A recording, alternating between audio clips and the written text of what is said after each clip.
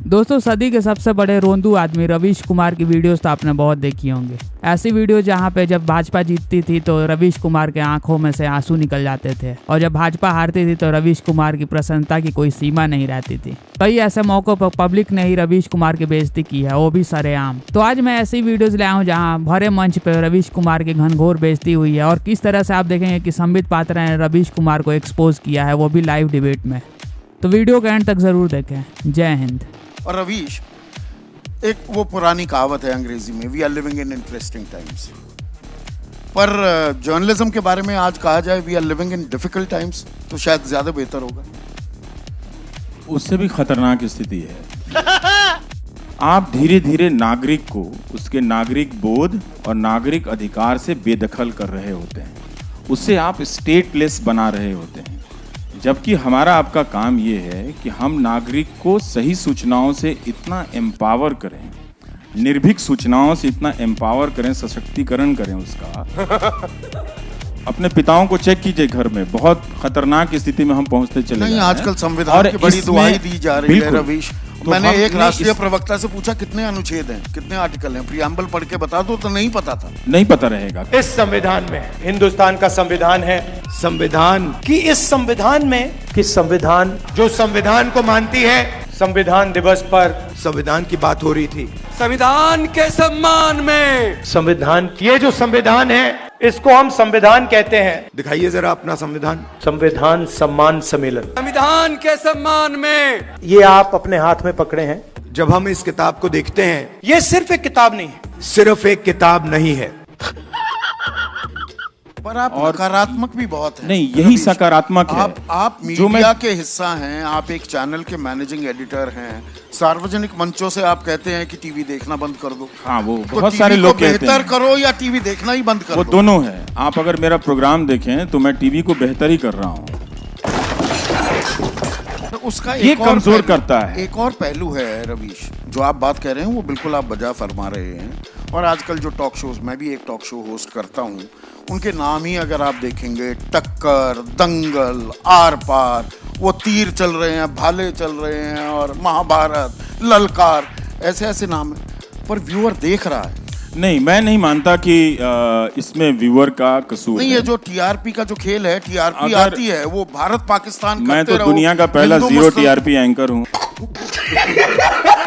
1947 के साल में ये वही देश है ना, वही जमीन है। इन अफवाहों के चलते इस तरह के एक हिस्टोरियन हैं यास्मीन खान, आप उनकी किताब पढ़ सकते हैं, पढ़नी चाहिए आपको, द ग्रेट पार्टीशन।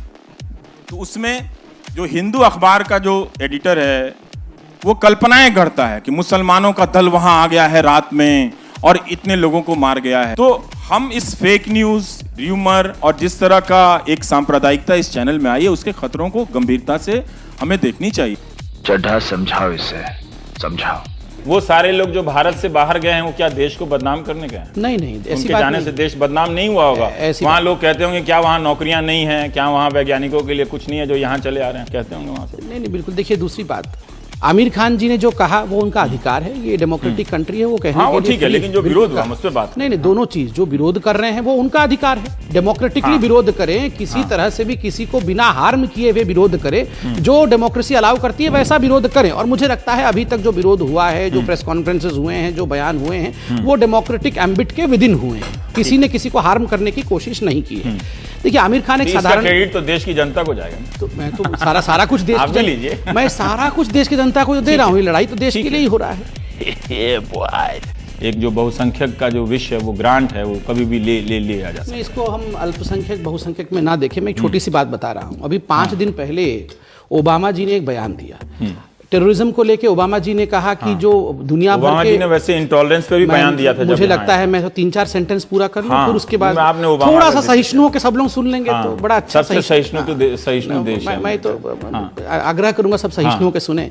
देखिए, ओबामा जी ने 4 दिन पहले एक बयान दिया, 4-5 दिन पहले, और कहा कि मुसलमान समाज को पूरे विश्व में और अवेयर होने की जरूरत है और जागने की जरूरत है और बोलने की जरूरत है। हम सब ने उसका खंडन किया, सभी ने, जितने भी मुस्लिम लोग हैं, हिंदू लोग हैं, पॉलिटिकल लोग हैं, सभी ने कहा कि नहीं, ऐसा नहीं है, आप टेररिज्म को धर्म के साथ जोड़ के मत देखिए। जैसे एक ISIS पूरे इस्लाम को बदनाम नहीं कर सकता है, ठीक उसी प्रकार 2 कमेंट, 4 कमेंट, एक दादरी पूरे हिंदुस्तान के तासीर को बदल नहीं सकता है।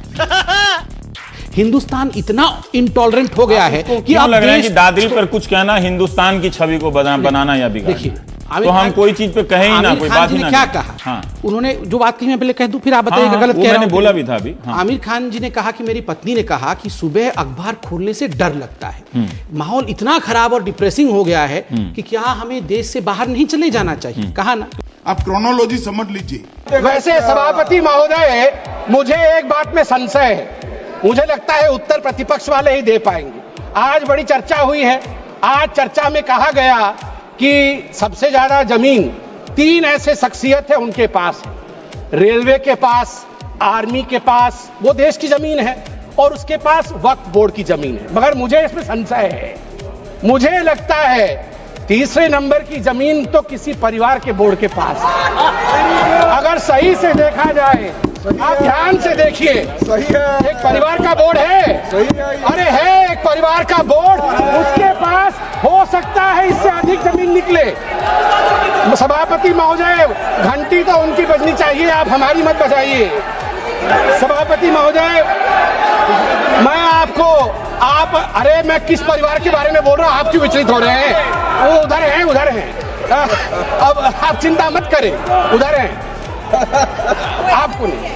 हाँ, उधर उधर उधर उधर, आप भी जानते हैं किधर हैं, उधर हैं। आपकी बारी में आ रहा हूं, जरा संबित एक बार जवाब मैं 2-3 विषय लेता हूं। देखिए, अरुण जेटली जी वो व्यक्ति हैं जिन्होंने ये पूरा जो प्रकरण है उसका इन्वेस्टिगेशन और उसके खिलाफ कहा। ये पूरा सही नहीं है, लेकिन ठीक है, चलिए। उसके खिलाफ जो ball rolling against Lalit Modi, Arun ji के यहाँ से शुरू हुआ है। चलिए, ठीक है। 2 कंपनी को, वीडियोकॉन और अडानी, ये अरुण जी ने ही कहा, तो इसलिए ये तो स्वाभाविक है कि उनके ऊपर वो आक्रमण करेंगे और उनके कारण ही जांच हो रही है। दूसरी बात, तो उनको प्रताड़ित कौन कर रहा था, यूपीए या अरुण जेटली? नहीं, देखिए, ललित मोदी के खिलाफ तो एक्शन बनता है ना, बनता है और हम कर रहे हैं। कमेटी अरुण जेटली की थी, लेकिन पूरे हलफनामे में वो आदमी लिख रहा है कि यूपीए सरकार मेरे पीछे पड़ी हुई। ये भी इंटरेस्टिंग है ना, ये क्रिकेट और कोयला खदान, क्रिकेट इज न्यू कोल। देखिए, मेरे को 2-3 विषय है। देखिए, एक तो सोनिया जी का और राहुल जी का, आज एक वर्ड यूज हुआ है, बम्प इनटू, मतलब हम लोग जा रहे थे रेस्टोरेंट में, धक्का लग गया, वो सामने से आ रहे थे। तो रवीश कुमार की इंसल्ट वीडियोस तो आपने बहुत देखी होंगी। ऐसी डिबेट जहाँ पे भाजपा के प्रवक्ता कभी सुधांशु त्रिवेदी तो कभी संबित पात्रा ने रवीश कुमार को एक्सपोज किया है, और इससे पहले किरण बेदी ने भी, और उससे भी अगर पीछे जाए तो अमित शाह ने भी और नरेंद्र मोदी ने भी रवीश कुमार को कई बार कूटा है। रवीश कुमार के रोने का जो सिलसिला है वो बहुत पुराना है। इस आदमी को पूरे देश में हमेशा सिर्फ दिक्कतें ही, प्रॉब्लम ही दिखती है, कोई अच्छाई की बात ये कभी नहीं कर सकता। और रवीश कुमार किस तरह से विपक्षी पार्टियों की चाटुकारिता करता है ये भी आप सबको पता है।